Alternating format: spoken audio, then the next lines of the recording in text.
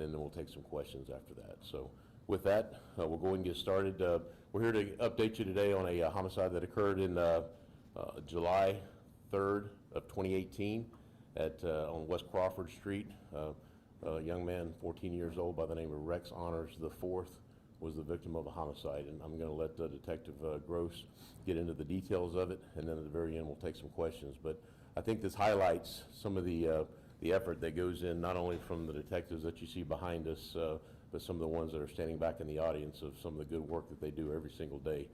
Just because it seems like a case is not going anywhere, or maybe that we're not working on it, I can assure you that we are. And so there's a lot of forensic details, thousands and thousands of bits of information and data that have to be extracted from phones and computers, and they have to be meticulously sorted through and gone through, and that's what was the crux of helping build the case and brings us to where we are today. And I hope that the family understands. I had an opportunity to meet with them before we came in here this morning and brief them up on some of the work that's been done behind the scenes. I hope this brings the mother a little bit of closure and an opportunity to let you know that we still care about Rex and your family. So with that, I'll turn it over to Gary Gross, and he can brief you up on the details. Gary. Okay, thank you. So the chief started this cold case unit June of 2023. So I am a civilian investigator. I retired as a sworn law enforcement officer with 32 years of experience. And on this case, Detective Carden, who is sworn, assisted me on this case through every interview. Have to have that sworn component when we get into search warrants and everything else. So what I'm going to do today is take you through step by step on this case, and we're going to talk about what led us up to the arrest. And then afterwards, I'm going to have Mom come up and give a few words, and we'll open it up for any questions that you guys have from us. But first of all, I want to say that it's a little confusing on this case, so that you understand the arrest affidavit. I'm going to refer to the suspect as Rex Honors. He's Rex Honors III. Our victim is Rex Honors IV, but we're going to call him Stuffy. That's what the family calls him. That's what everybody knew him by, so we're going to call him Stuffy, and you'll hear me refer to that as we go through this case. And so on July 3rd is when this murder occurred. Rex Honors IV, Stuffy, was 14 years old, and his brother reported him missing at 4:22 a.m. That's a very important time, and I want you to remember that, because I'm going to come back to that a few times throughout this press release. The LPD officers that responded to a report of a missing person searched the house, and they found Stuffy deceased in the backyard with some type of an injury to his forehead. He's laying in the grass. There's blood on his forehead. The autopsy that was done later on that day determined that he died of a single gunshot wound to the forehead.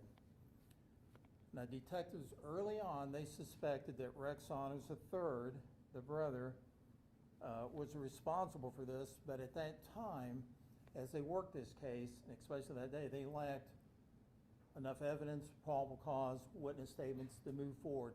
And over the years, that case eventually became a cold case. The detectives retired and moved on.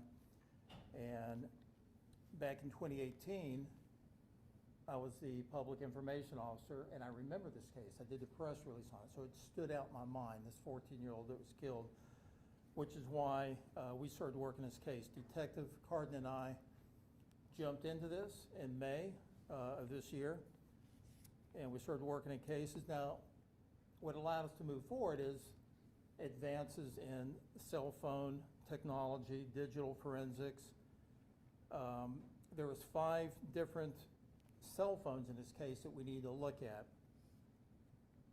We wrote new search warrants for the cell phones and dove into that, and that's a lot of data to look at. We also conducted over 17 interviews and spent countless hours, I think around 800, and we're still working on this. Just because we made an arrest, we're still looking at other evidence that still needs to come in and work in this case. But to give you an idea, it's a little overwhelming on this cell phone how much digital evidence there is. Just on the suspect's cell phone, just his, there's 26,378 pieces of digital evidence that we looked at, which is, photos, videos, pictures, it's just a lot. The victim's phone, 28,338. And one of our witnesses' phones that we looked at, 17,886. That's over 72,000 pieces of digital evidence to look at. That's a lot to go through. But you got to look at each one, and you'll see why in a minute. One piece of digital evidence can make a case. And in this case, there's quite a few, but we'll go over some of those. Rex Saunders III was a suspect from day one. We learned he had been arrested in Albany, Georgia. He was arrested on August 16th. Now, they call it ag assault. If it was here in Florida, it'd be ag battery, but he stabbed somebody. But their language is a little different up there with law, but he's in jail for ag assault. He's still incarcerated at the Daugherty County Jail. We'd worked the case enough that we felt confident and the timing was right. We didn't want to go too early, but we now knew that we had enough information. We felt comfortable in talking to him, so we went up there on October 15th to interview him. During that interview, we got a full confession to what took place. Things that he told us that were law enforcement sensitive, that had never been released to the public before he knew, and only he would have known, being the suspect. So this is now what we know occurred. On the night of the murder, Stuffy, a witness and the suspect were at this house on Crawford Street where the murder occurred. They're just looking at social media, playing video games, hanging out as the night progressed. We do know from talking to this witness that they started fighting, and we're not sure why, but this fight escalated to the point where they broke that table you see there in photograph number 1. That was in the living room. That table was broke there in the fight, and this fight kept going. Now this witness, excuse me, he knew that there was a couple of different firearms in the house, and he was scared. He's 16 years old. So at this point, they're fighting so rough, he was scared. He left the house. He left on foot. He went a short distance down the driveway. Now this driveway, it's fairly long. In fact, there's a photograph of it right there. It's 256 feet. As soon as he got onto the road, he hears a gunshot go off, one gunshot. Now he knew, in his heart, that Stuffy was shot, and he was scared to death. I understand he's 16 years old, doesn't know what to do. He just leaves on foot and he gets the heck out of there. He believes that he was shot. So based on this evidence, a confession at this time, we now know the suspect was shot at close range, 2 to 4 inches away from the forehead. This is based on the image report. They found stippling, which is, it's a gunpowder burn. The gunpowder from the gun burned into his skin. That only happens when you're 2 to 4 inches away. When he shot him, we know that from the image report. We know that the suspect then picked him up under his arms in the bedroom, the northeast bedroom, dragged him out of the bedroom, down the hallway, through the living room where he stopped briefly, and then through the kitchen and out a sliding glass door out into the yard. Photograph number 3 there. I know it may be difficult to see, but when he took him outside, the grass was at least 4 to 5 feet high. And he dragged him through that grass and he left him laying out in the grass.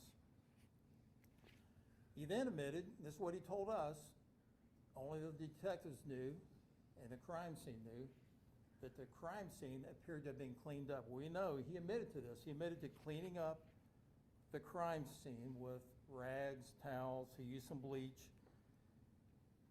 And then he said that he got rid of the guns, the 2 guns that were in the house, and all the bloody towels. He got rid of those at a nearby neighbor's house. He wouldn't tell us which one. He just said he threw it in a trash can somewhere down the road. He then makes a series of phone calls and what we think was an attempt to create an alibi. He first called girlfriend number 1. made several calls and attempts to reach her, and she realized this when she looked at her phone. She called him back at 3:48 in the morning. Remember, he didn't call the police until 4:22. She called him back at 3:48, and she said he was crying on the phone, and he said his brother was dead. This is before he called the police to report him missing. He would not have known his brother was deceased at 3:48 in the morning. He then made several phone calls to girlfriend number 2. And at 3:57 in the morning, he talked to her for 16 minutes, 30 seconds, and that ended at 4:13 in the morning, pretty close to when he called 911 to report his brother missing. She said he was out of breath. She thought that stuck out in her mind. She thought that was strange. And he said he was looking for his brother. He said he got to the house. He said, it's not broken into. There's no broken glass. Oh, there he is. And then he hangs up. She doesn't know why he hangs up. She's not real sure what happened, but this is what he's telling her at that time in the morning. Again, when he hangs up, that would have been 4:13 prior to him calling the police department.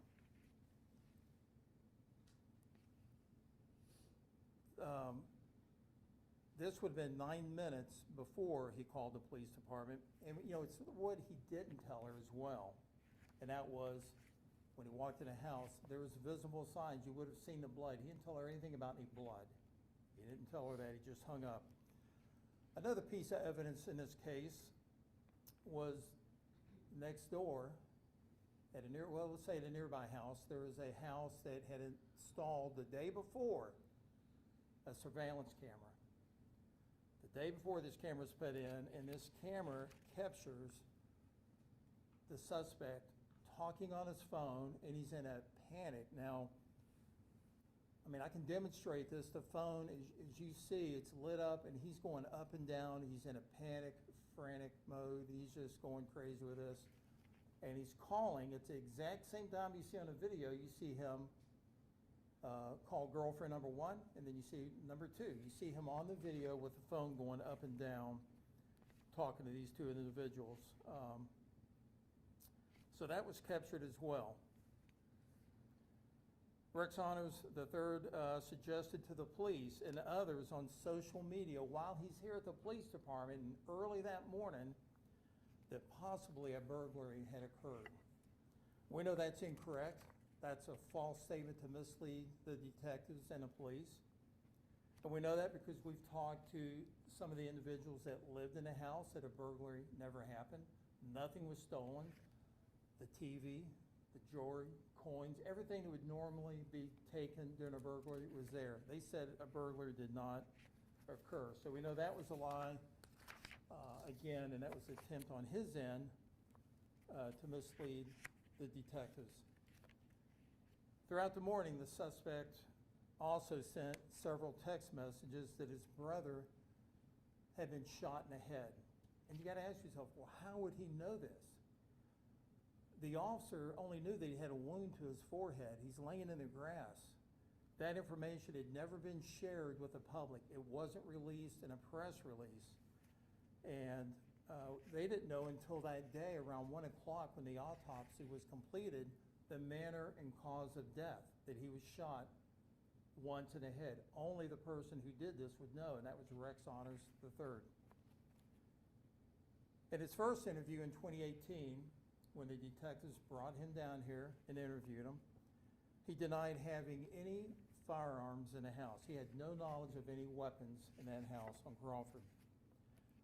However, one of those pieces of evidence, one of those 338 pieces of evidence we looked at, we found a video on the suspect's phone. That video was taken a little over 4 hours before the murder occurred, and it's him and the victim doing a rap video. Each one has a gun, and some of the lyrics in that video is, "You're fixing to die tonight." Now that video was on July 2nd, like I said, a little over 4 hours, 10:54 p.m. before the murder occurred. It kind of foreshadows what was to come. The forensic examination of the witness's cell phone, who left at 3 a.m., the young man that was 16 years old, showed that he had tried to contact 27 different times family members. He's scared. Again, he's 16 years old. He just, he's not sure what to do. And those calls started around 3:41 in the morning. So when he heard that gunshot, again, he knew what had happened. He's just in a panic mode. We know that from the digital forensic evidence, the new evidence that we've looked at. And technology has changed so much. Our technical services unit, which we have some members up here today, what you can do today is going to change in 4 or 5 months from now. So a lot of this new evidence that we got was not accessible back in 2018. So we got a lot off these cell phones and the search warrants that we did. The original responding officer said he noticed a trail of blood throughout the house. The father who we talked to, who went back in after the crime scene unit had cleared the house and the police were gone, one of the first things he noticed was what appeared to be blood that was cleaned up in the bedroom, kitchen, and living room area. But in contrast, the suspect, when he called 911 to report his brother missing, who said he was in the house 10 minutes, never ever once mentioned to the dispatcher that he saw blood. And it's all throughout the house. But he did determine during that 10 minutes that he walked through the house that his brother wasn't there. He also told the dispatcher that little things that was kind of strange, like he noticed a pizza box on the floor. He noticed his brother's shirt. But all the lights were on. He told the dispatcher when he went in the house, all the lights were on. He should have seen that blood. It was right there in front of him. He never once mentioned to the dispatcher that blood was throughout the house. Honor said he tried to call the victim. False statement. We know from the forensic exam now, the digital evidence that we got, there's no evidence on his phone that he tried to call Stuffy. There's no evidence on Stuffy's phone that the victim tried to call him. That's another attempt for him to mislead the police in this investigation. So in summary, here's what we know happened. Honors admitted to shooting a victim from a standing point. During the interview up in Georgia, we said, show us. He stood up in the interview. He said he turned his head, he didn't look, he closed his eyes, and he said he shot the victim from about 6 feet away. And he demonstrated that during the interview. He's the only one who would know this information. Again, remember I told you the autopsy report said he was shot once. Well, the ME and the detectives are the only ones that had the information that that bullet went in here and it exited the base of the skull, a downward trajectory. So when the victim, when the suspect gave us his statement, he said he was standing near the doorway, he turned his head and he shot, and he said the victim was on the bed, a downward trajectory. Only he would have known that, and that matched up with what the medical examiner told us. So one last thing I'd like to mention is it kind of helped us through this case. It was a lot to go through, a little over 800 hours. And I told the mother this and the family as well. And we do this on every case, and especially on this case. When you walk in the cold case office, we put a picture of Stuffy up on the wall so that we can see that every day. Every day we know our purpose. We're motivated to keep moving this case forward. And we know that just because this case is solved, that it's not going to erase the pain, that the family has. But it does give some closure and allows, Stuffy to have a voice and to be remembered. So at this point, I'm going to have the mother come up and ask her if she wants to give a few words about Stuffy. When she's done, then I'll open it up for any questions that you have, and then I'll turn it back over to the chief of police. But Mom, would you like to come up here and give a few words on stuff if you can? If not, it's okay, but if you'd like to come up. It's all right.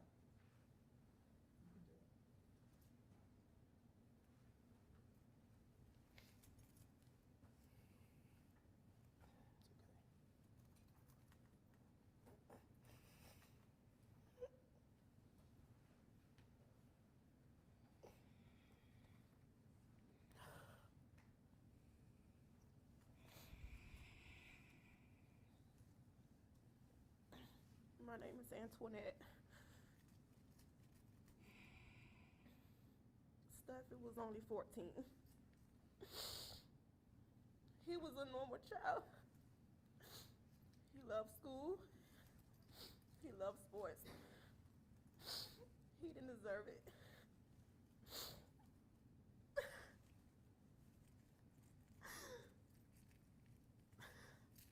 All I want to know is why you did this to my son.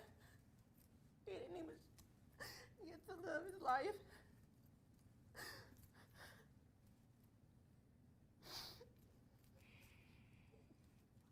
All he did every day is smile. He was a good kid. He was a normal 14-year-old child what kids do. He didn't bother nobody. He wasn't in the streets. He wasn't in no type of games. He didn't do nothing. He just had to go to school and have fun.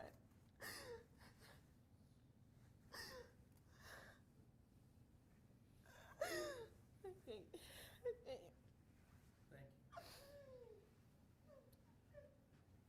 Thanks for sharing that with us. But before I turn it back over to Chief Taylor,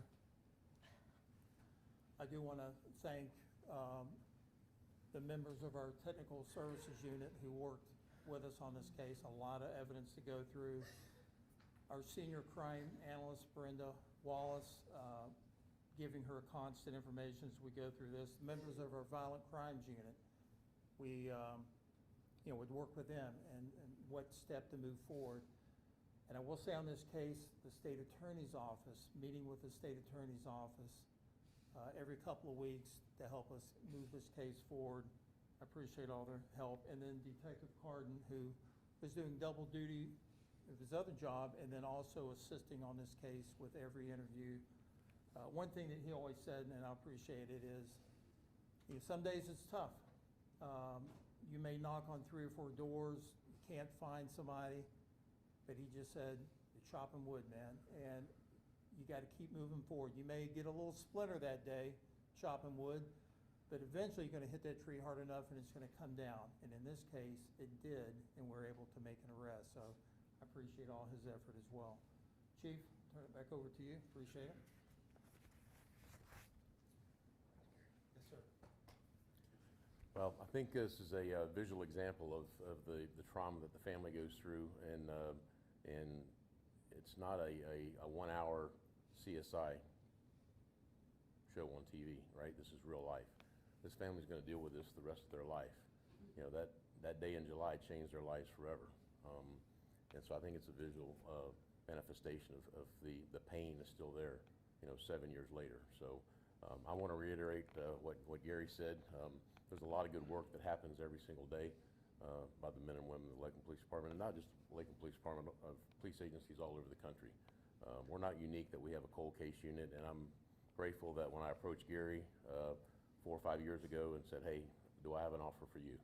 And Gary had retired. He'd spent 32 years in law enforcement, was a sergeant, worked child sex crime cases, and was looking to get back in as a civilian, and he did, and he takes these things seriously, and so I appreciate his effort, and he's tenacious with these things, and this young man, the gentleman that we arrested is still in jail in Georgia. He'll be brought back eventually. That'll be between the sheriff's office in Georgia and the sheriff's office here in Polk County when he gets transported back to the county. He's got some stabbing charges. He's got a face up there, so they may not want to send him down here until he answers for those cases as well. So with that, if you have any questions, I'll be happy to answer them and make anybody else available that can answer the questions. So, yes, ma'am.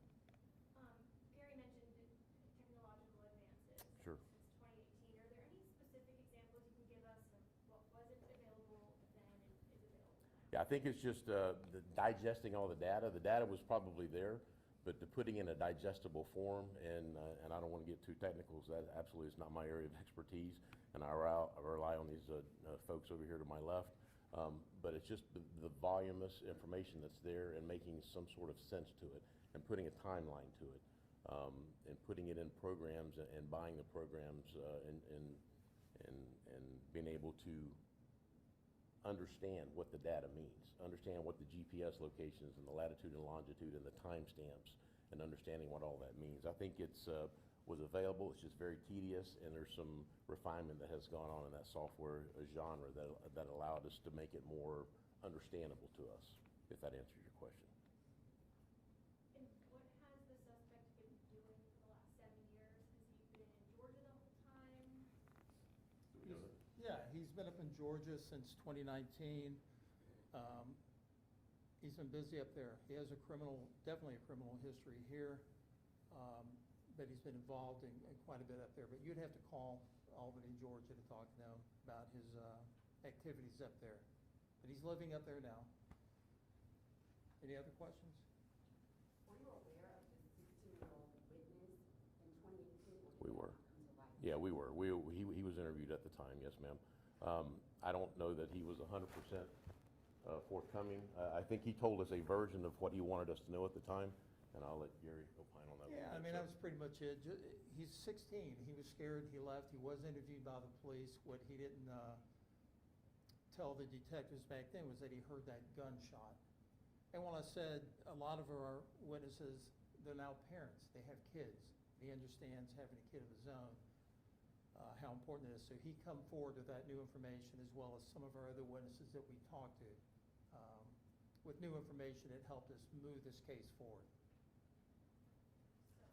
Go ahead. Go ahead. I was just going to ask, it seems like an exact motive is known at this time, right? We just know we'll never know. He's the only one that's going to know. Some witnesses said it could have been over girls. Some said they were fighting and it got out of control. It's obvious from that table that's broke.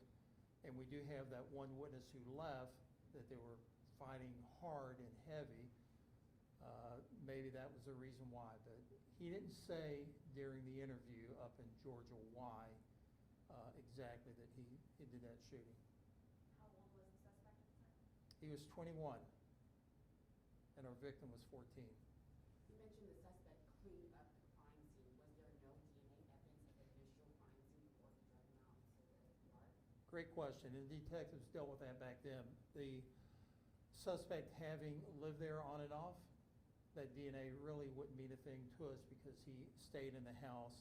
They were play fighting, so we knew his DNA would be on him. So that kind of was something that worked against us with him living there too, on and off. Any other questions?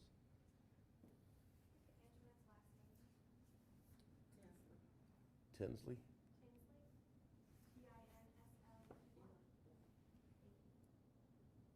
All right, very good. Well, again, thank you for coming, and we appreciate your attention and helping us get the word out. I don't know if Gary held this up long enough for you guys to get a good photograph of this, but let me hold that up so you can get a good shot of that.